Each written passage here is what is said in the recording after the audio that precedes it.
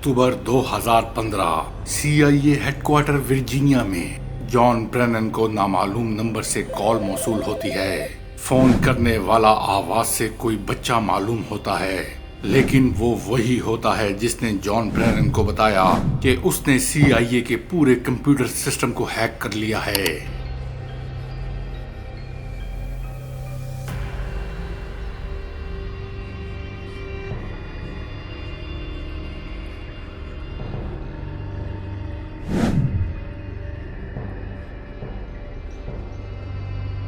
एक आम इंसान के लिए ये कॉल एक मजाक समझी जा सकती थी, लेकिन जॉन ब्रेनन उस वक्त दुनिया की सबसे ताकतवर इंटेलिजेंस एजेंसी CIA के डायरेक्टर थे।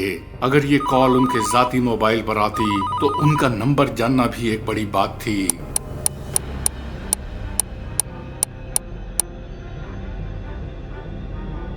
ये कहानी है उन दो बच्चों की जिन्होंने अमेरिका की CIA जैसी एजेंसी के तमाम कंप्यूटर सिस्टम हैक कर लिए और सुपर पावर को मात दे दी। ये बच्चे कौन थे और उन्होंने ये कारनामा कैसे अंजाम दिया?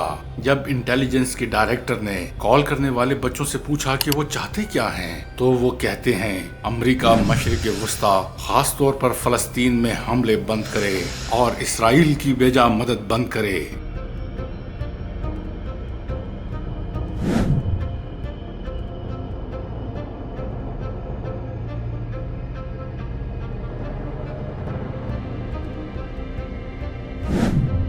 CIA पहले ही जान चुकी थी कि उनका सिस्टम हैक हो चुका है। इस हैकिंग से अमेरिका को क्या नुकसान पहुंचा, ये आपको वीडियो में आगे जाकर मालूम होगा।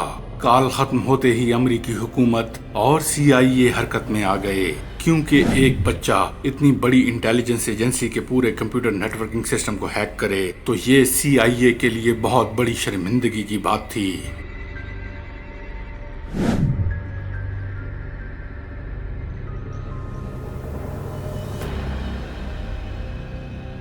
यहाँ आपको ये भी बताते चलें कि CIA के एजेंट बहुत मोहतात होते हैं। मिसाल के तौर पर CIA हेडक्वार्टर के अंदर मौजूद स्टारबक्स में अफसरान को जो कप दिए जाते हैं उन पर कोई लोगो या नाम नहीं होता, ताकि इन कपों के जरिए एजेंसी का सुराग लगाया न जा सके।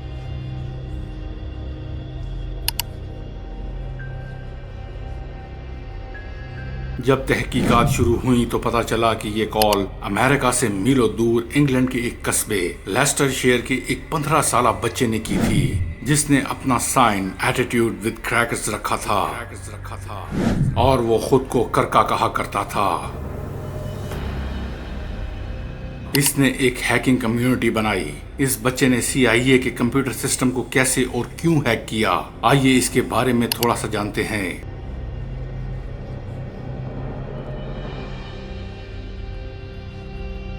ये कहानी दरअसल 2008 में शुरू होती है। रियासत वर्जीनिया में एक और लड़का था जिसका नाम डिफॉल्ट था। डिफॉल्ट को वीडियो गेम्स खेलने का बहुत शौक था और वो इन गेम्स को जीतने के लिए गेम कीज में प्रोग्रामिंग करके तब्दीलियां करता था। इस तरह वो ऑनलाइन गेम्स जैसे काउंटर स्ट्राइक को हस्बे जरूरत बनाकर आसानी से जीत लेता था। डिफॉल्ट ने हैकिंग सीख ली थी और उसने इंटरनेट पर छोटी वेबसाइट हैक करना शुरू कर दी, लेकिन वो कुछ बड़ा करना चाहता था। उसने एक हैकिंग ग्रुप में शमूलियत इख्तियार की जो ज्यादातर सियासी मकासद के लिए हैकिंग करता था। मिसाल के तौर पर डेनमार्क की हुकूमत ने जब एक शर्मनाक कानून पास किया जिसके मुताबिक जानवरों पर जुल्म किया जा सकता था, ये सुनकर 2014 में डिफॉल्ट को बहुत बुरा लगा।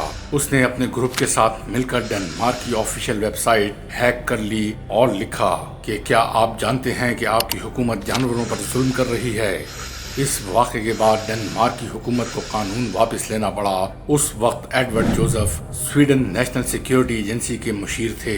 उन्होंने मालूम किया कि इंटरनेट इस्तेमाल करने वालों का डाटा CIA के पास महफूज होता है और CIA उसे अपने मकासद के लिए इस्तेमाल करती है।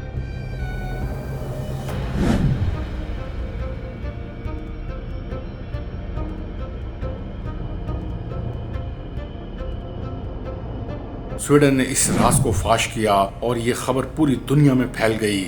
इसके बाद करका और डिफॉल्ट ने भी फैसला किया कि वो अमेरिकी हुकूमत और CIA को सबक सिखाएंगे। उन्होंने CIA के सिस्टम को हैक करने का मंसूबा बनाया। न सिर्फ ये बल्कि उन्होंने जॉन ब्रेनन के जाती कंप्यूटर को भी हैक कर लिया था।